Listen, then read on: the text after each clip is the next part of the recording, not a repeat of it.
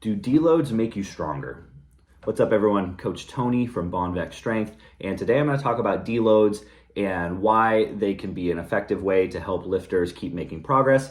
If you have been lifting for any period of time, you're probably familiar with a deload, which is a purposefully easy period of training. They can be, about a week long. They can be a little bit shorter. They can be a little bit longer. But basically, they're a period of training where the volume and/or intensity are reduced to reduce fatigue and help the lifter kind of jumpstart their progress again.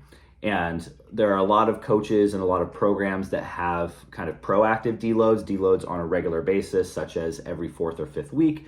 And then there's kind of the more reactive approach where this is the approach that we often buy into, is you don't deload until there are signs that a lifter needs a deload. And the reason that you might do this is to allow a lifter to build up momentum and to not kill somebody's progress while it's still ongoing. For example, it might take somebody 5, 6, or 7 weeks to kind of milk all the progress out of a current approach. It would be silly to deload in the middle of that while progress is still going on. So a more reactive approach to deloading seems to be the best way for a lot of lifters. Now, deloads, do they make you stronger? The simple answer would be no. Not training is not going to make you stronger. There's a lot of double negatives there, but you have to train to get stronger. So a period of not training isn't going to magically add pounds to your total. Even if you're really, really fatigued, you're not just going to magically kind of snap back and be stronger after a period of less training. So what do deloads actually do? Why should we do them if they don't make us stronger? Well, they allow fatigue to come closer to baseline so that we can express the strength that we have and that we can continue training hard to get stronger. And then what happens after a deload is you become a little bit more sensitive to whatever sort of training you're going to implement after that. Now, a lot of times deloads are used to kind of bridge the gap between different types of training blocks. Maybe you're doing a training block with a little bit higher volume, maybe sets of 5 to 10, and doing multiple sets that are a little bit closer to failure. Maybe you deload and then start a training block with a little bit less volume but a little bit more intensity. Maybe the sets are sets of 2 to 5 with a less volume overall but a little bit closer to your 1 rep max. Now, you'd be very sensitive to that stimulus of higher intensity, especially after a deload. So it kind of can jumpstart progress a little bit.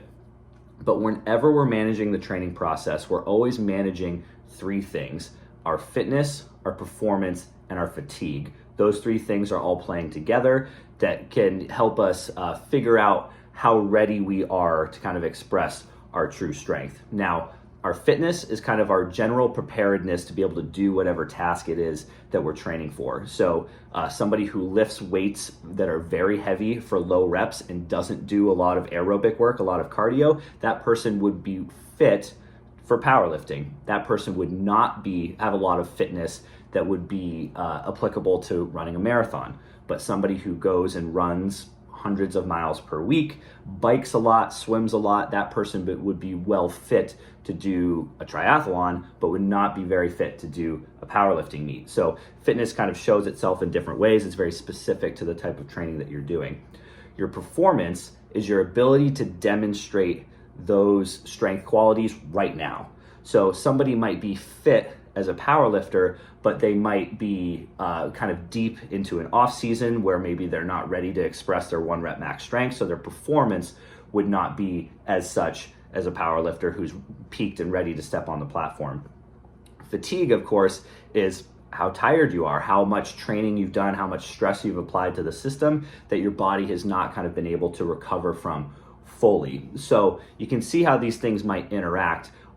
Whenever we train, we lift weights, we impose fatigue on purpose. So for a single training session, our fatigue would kind of go like this. After one training session is over, our performance would actually go down a little bit as fatigue goes up.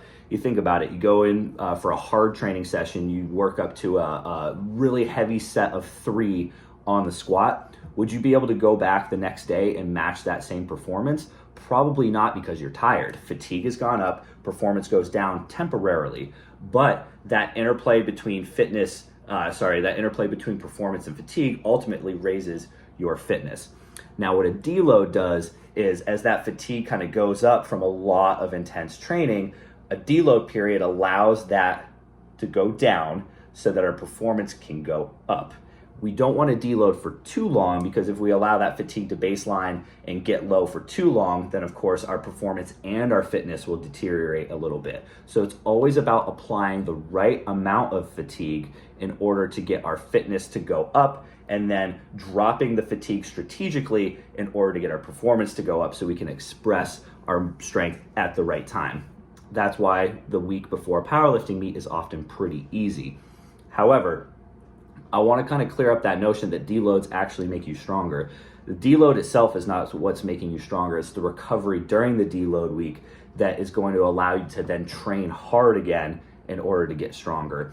And with all of this said, I think it's important to know that oftentimes right out of a deload, lifters are not going to feel their best. And anecdotally, our lifters say this all the time, that right after a deload, they feel a little bit rusty. They come back to training, things feel a little bit heavier. I've had a lot of my more accomplished power lifters kind of request that their easiest training week not be right before a meet, that it actually be maybe like a little bit further out. Maybe they start their deload, so to speak, like 10 days out and ramp up again a little bit closer to the meet. And this is for that exact reason that we're talking about. Deloads don't make you stronger, they help you recover, but strength is largely neurological. It's skill-based. You're just kind of building those neurological pathways that help you express strength in these heavy low rep movements.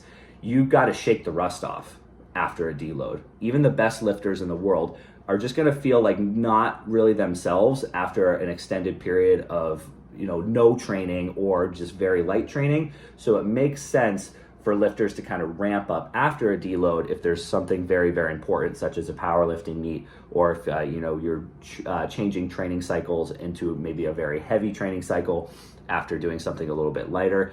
Use that kind of post-deload time to ramp up a little bit to heavier weights if that's what your training calls for at the time. So I think it might sound like semantics, but it's important to know that deloads don't actually make you stronger. So for that reason, don't just take them kind of willy-nilly. I think more often than not, it's important to take deloads more reactively than proactively. People are going to disagree with this. Coaches and lifters are going to disagree with this and say that you have to deload at regular intervals. Just in my experience, that can rob people of a lot of progress. And on the other hand, you don't want to wait too long. You don't want to drag things out and induce all this fatigue that just kind of like hampers a lifter's progress and puts them, in a plateaued state, maybe even leads to injury if fatigue is too high and they keep trying to train hard. So like anything, the answer is often in the middle. You want balance. You want to try to manage that fatigue and performance and take those periods of time to let fatigue baseline so that you can show your true performance. But just understand, it's not the deload that's actually making you stronger. It's the recovery that allows you to then train harder after the fact.